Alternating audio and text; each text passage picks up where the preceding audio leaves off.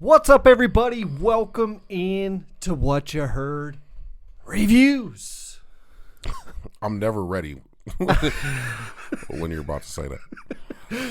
Yes, sir. We are back with another fire review. Make sure you subscribe to become part of the tribe. Do us right and hit that like and comment if you're rocking with the content. Now. Are we ready? We got a different one. We do. We got a different one today, man. So are we doing hip hop today? No, we're not doing hip hop today. Are we doing R&B? No R&B today. Alternative? No alternative, man. Country? No country. Folk singing? No folk sing. No singer-songwriter either. No singer-songwriter? No blues. No jazz. Okay. What do we got then? We got a hard rock album. We got a hard rock album. Yes, we do. Okay. Technically, it's called new metal. New metal is the actual term for it. At least that's what they're known for. Well, this says hard rock. It does. It's hard rock. It's what it's classified as. Hard Rock Cafe. Mm-hmm. We have Korn. Korn. Yes. Man. Requiem. When's the last time you heard Korn? By the way, this is their 14th studio album. That's crazy, bro. 14th studio album, bro. I was like, what? When I saw that, I was like, that's crazy. Because I fell off a little bit on Korn, bro. Like, yo, so the funny thing is, like, there was a time period, especially when they started to, like, really mix in with hip-hop, where Korn was, like, super popular. Obviously, you know, you had the Limp Bizkit. So, like, if you were a hip-hop head, you can't tell me that you weren't listening to a little bit of Korn and a little bit of Limp Bizkit at the time. You kind of knew what was going on. You knew what was up. Yeah. That was a very interesting period. You know what I'm saying? You was in there. You was in there. Yeah, that's for sure. That's for sure. Requiem, man. Yeah, let's get to this album, man. Let's get to it. There's only 9 tracks, so we'll kind of go right through it, man. Real quick, Requiem, for those who don't know, it means a mass for basically people that have passed away, and you're praying for their souls. Which there's a lot of religious undertones to this album. Right, and that's why I had to bring that up for sure. And I'll touch on it at the end. Let's get to the tracks. Let's get to it. Yeah. First one is Forgotten. I like the way this starts, man. And I like basically what this album is actually talking about. And Forgotten is like forgetting your past sins almost, right? Is what he's talking about. Right. And I would suggest, if you guys really want to know, go look up the lyrics on these, because it's very fascinating what he's talking about. He's definitely Korn has always been the band of going through stuff. For sure. You know, I always feel like there was some crazy stuff going on with Korn. Definitely some emo hard rock. Yeah. So, and this one is like really kind of like a purging of the sins. It is. You know, that's really what this album is. It's like purging of the sins. That's a fact. But Forgotten's cool, man. And I want to say too, I really like the whoever mixed and mastered this. Oh, kudos throughout to the you, album, man. throughout the album, sonically, the production of this is crazy. Done very well, and the instrumentation across the board, which Korn is known for, across the board was crazy. Then we get into track number 2, Let the Dark Do the Rest. Now, this is a deep, heavy song that I don't even know if I even comprehend it. I don't on the level where it needs to be comprehended. I'm with you on this. And as I said, that's why I think people who are interested in knowing, like, lyrically what this is about, go look it up. Because honestly, man, this one's a little bit strange to me, because it's let the dark do the rest. Yeah. So it's like I'm not sure, because like I said, it's about purging. I'm trying to get rid of these sins, but and then he's I'm like, gonna let the dark do the rest. I'm like, you're like, wait, what? You know, but I do like the song though. I do definitely like the song for sure. Then we get to track number 3. Here we go. This is the radio song. This is the one. Start the healing. Start the healing. Yeah. So you saying, okay, you done let everything go. Now we starting the healing. Right. You know what I'm saying? And I think, you know, because you and I kind of talked about it beforehand, and, you know, track number 2 to track number 3 is letting the dark do the rest, but then starting the healing from that. For sure. I'm not sure if it's laid out purposely that way, but it feels like it is. For sure. And this is a very radio track to me. Like when you go, as far as hard rock goes, for sure. It's like, oh yeah, this is the one that would for sure be. This on is the Korn. Radio. This is the Korn hard rock on the radio. Yeah, for sure. But it's a good song though. I really do enjoy this song. KFONI hard rock. You know what I'm saying? I don't even know if that's a real thing. Track number 4, Lost in the Grandeur. Yeah, in the grandeur. This song is fire, dude.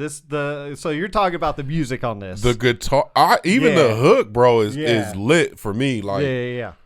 The scratching of the guitar. It sounds like bars, like somebody's rapping. It does sound kind of like bars, for sure.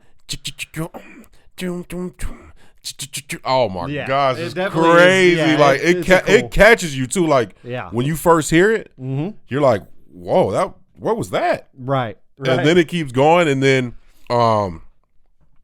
lyrics on here are crazy. The hook is very. Lost in the Grandeur is about, by the way, just so people know, is him, the image that he has in the media and him trying to strip away from that.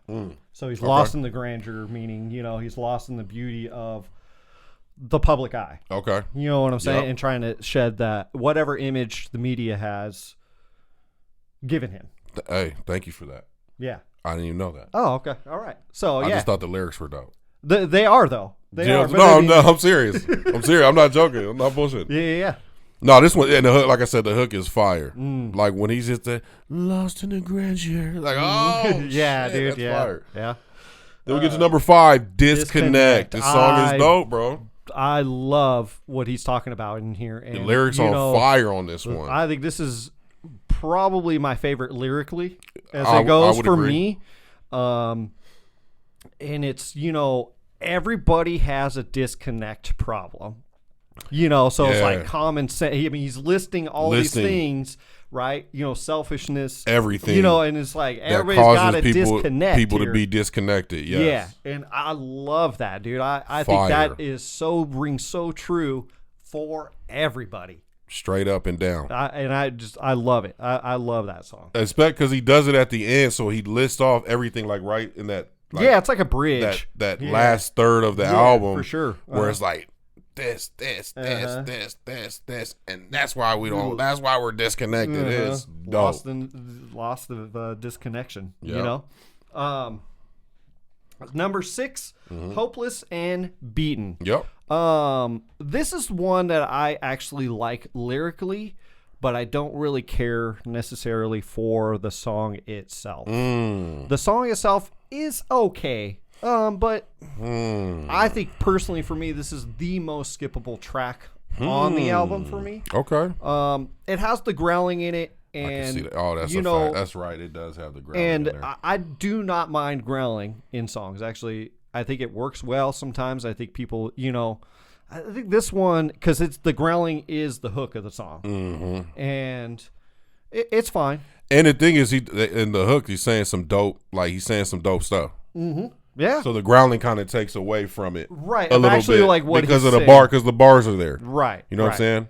But hey, if you a rockhead that loves it, you're gonna love this. You're gonna love it. You're gonna love that hook. You're gonna be like, y'all tripping. Yeah, you guys are crazy. And you have that right. Yeah, you know what I'm saying? For sure. You know what I mean? Of course. Yeah. It's just what we like. You know what I mean?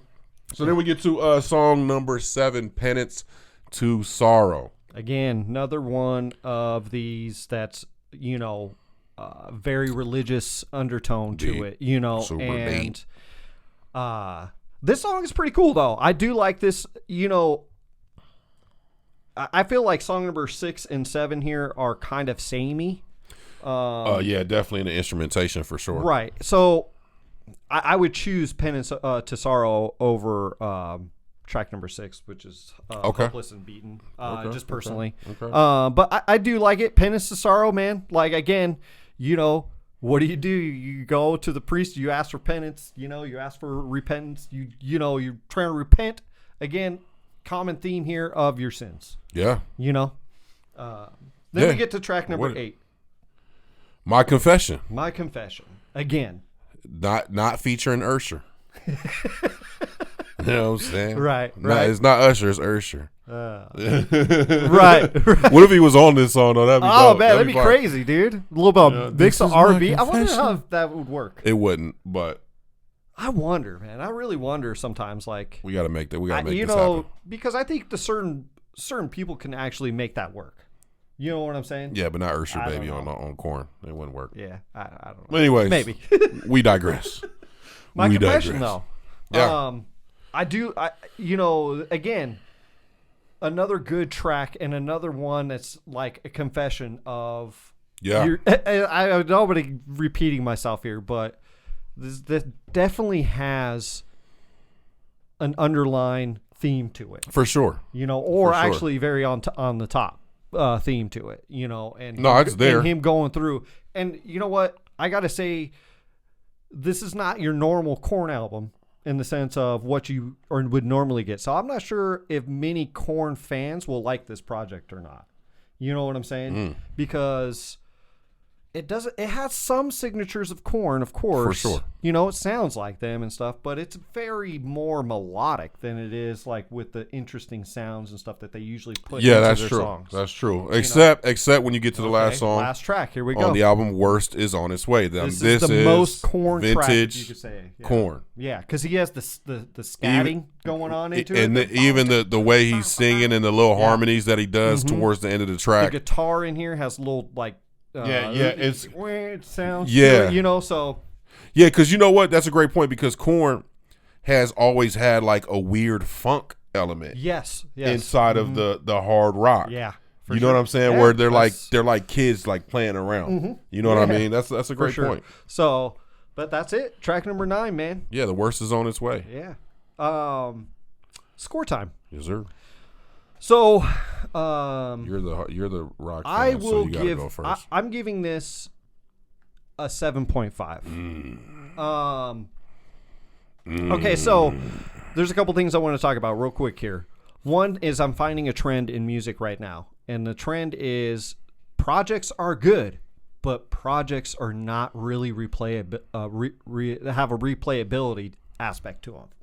Okay. They really don't. Like we haven't found it yet. We're in February right now. I know it's still early. We got plenty of the rest of the year to go through. But man, this trend is very interesting to me of being replayable. And I just don't find this album very replayable.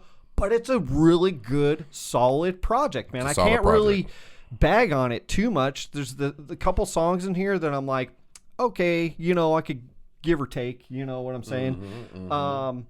And it's hard rock, and I'm really into hard rock, but it's just not the what I'm into right now. You know what I'm saying? Or what I'm feeling for the moment. It wasn't like the Chevelle album that we did last year that really got the hooks in me. Yeah. And unfortunately I was hoping for that, but it didn't happen. That's a fact. I agree with you on that. And but I do, man, I think as a project goes, this is on par, like 10 out of 10 as far as like what the project was like about. Yeah, for sure. How they laid it out, for sure. I think that's fire. For sure. But there are, that's why I have it at a 7.5. It's a good project though. Cool. I got it at a 7. Okay. Basically for a lot of the reasons that you said. Main thing being, it's not replayable to me, except for maybe like 2 to 3 songs that I really, really liked. It is a full project, so it definitely gets love there. Lyrics are dope, all that good stuff. And there was just, like I said, there was a couple songs that were good, and it kind of falls off. It starts out really good, and that's what's crazy. And I feel like that's been another theme of a lot of albums that we've listened to just within the last year. Is like, it starts off amazing, and you're like, oh, you're going to take us down this journey. And then it's like, you throw like 1 or 2 at the end. That's like, yeah. The vibe just changes. You know what I mean? I get it, man. And then it ends on and then it always like it ends on a great note. So you're like, that's another trend. How do I score it? How do I score it? I feel like the trend is that it always does end at a really, for the most part, dude, it like ends fantastic. Yeah. And you're like, fact. Man, the end is so good. Why did they? Yeah. Yeah, it's that part of the movie that you're like, why did they throw this in here? Right. You know what I'm saying? So Yeah, I got it at a 7. Yeah, swimming in 7s, dude. I'll be honest with you, man. Like, this might be one that could possibly change depending on how the year goes. You know what I mean? Yeah. Because I do think this album, like, lyrically and the message needs a little bit of time. I agree with that. I do agree with that. Sometimes there's some albums, like, you first listen and then it marinates and you're like, oh, there are albums like that. That was kind of fire. Like yeah. I was bugging out. There are albums like that, man, for sure. That's a really good point. You know. So I'm definitely going to come back, like, I'm just to check it out to see, like, I wonder what I think of it now, but I wouldn't listen to it on a continual Your mind basis. stays sometimes, you know. Where like if I'm ready for to sure. go crazy, you know what I'm saying? You know what I'm saying? For sure, man. Anyways, thank you guys so much for joining us this week with Korn. Man, we got some good stuff coming up. So you guys stay safe. You guys stay positive out there. And as always, lost in the grandeur. Peace.